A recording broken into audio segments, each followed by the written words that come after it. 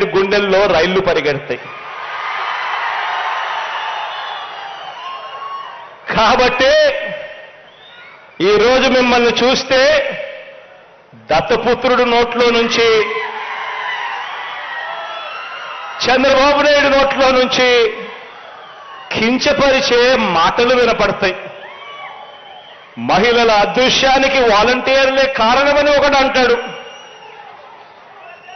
వాలంటీర్ల దెబ్బకు ప్రజలు గద్దకాళ్ళ కింద కోడిపిల్లల్లా అల్లాడిపోతున్నారు అని అంటాడు. తనకు అధికారం ఇస్తే వాలంటీర్ల వ్యవస్థ నడుం విరగొడతాను అని చెప్పి కూడా అంటారు. తాము అధికారంలోకి వచ్చిన తర్వాత వారి కథ తేలుస్తామని చెప్పి కూడా అంటారు. ఒక్కటి చెప్తా ఉన్నా, ఇంతమందికి మనం దడ ఎందుకు పుట్టిస్తున్నామో తెలుసా?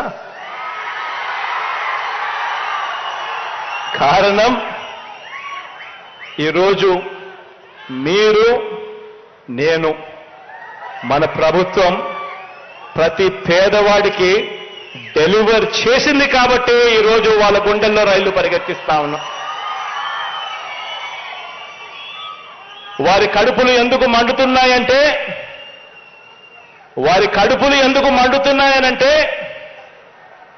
కడుపులు గతంలో మాదిరిగా నిందటం లేదు కాబట్టి. వారి కడుపులు ఎందుకు మండుతున్నాయనంటే కారణం, ప్రజల కడుపులు, అందులోనూ పేద వర్గాల ఖాతాలు నిండుతున్నాయి కాబట్టి. వారి కడుపులు ఎందుకు మండుతున్నాయనంటే కారణం, వారిది నీటితో తీరే దాహం కాదు, వారిది అన్నం కోసం ఆకలి కాదు, వారిది అధికార దాహం. వారికి కడుపు నుంచి నింపేది కేవలం అవినీతి ఆకలి మాత్రమే వాళ్ళ కడుపు నిండుతుంది. ఈరోజు మీ అందరితో కూడా నేను చెప్తా ఉన్నా, ఇలాంటి వృక్షాలు ఉన్న వ్యవస్థలతో మనం యుద్ధం చేస్తా ఉన్నాం. ఈరోజు మన ప్రభుత్వానికి వాళ్ళ మాదిరిగా రకరకాల పేపర్లు, రకరకాల టీవీల మద్దతు మన ప్రభుత్వానికి లేదు.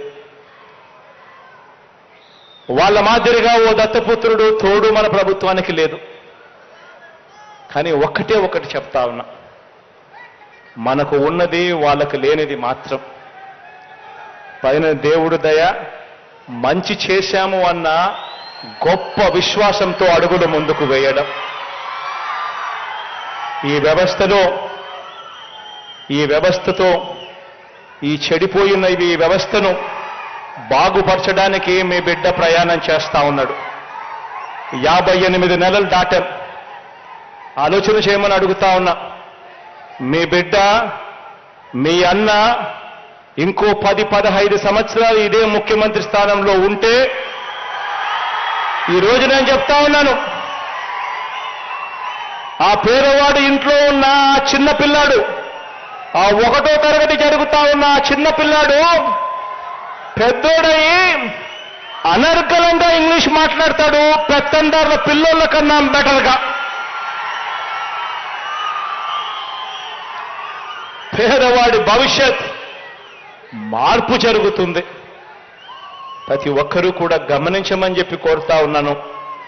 మీ అందరూ కూడా ఇక రాబోయే ఈ 2 నెలలు మంచి చేసిన మన ప్రభుత్వానికి ప్రజల గుండెల్లోకి, వారి ఇళ్లల్లోకి ప్రతి స్థానం సంపాదించుకునే కార్యక్రమం చేస్తూ, ఆ ఇళ్లలో నుంచి స్టార్ క్యాంపెయినర్లను బయటకు తీసుకొచ్చే గొప్ప కార్యక్రమం చేయాలి అని మిమ్మల్ని అందరినీ కూడా కోరుకుంటూ, మీ అందరికీ కూడా మీ అన్న ఎప్పుడూ మీ వాడిగా ఉంటాడు అని చెప్పి మరొక్కసారి చెబుతూ సెలవు తీసుకుంటా ఉన్నాను.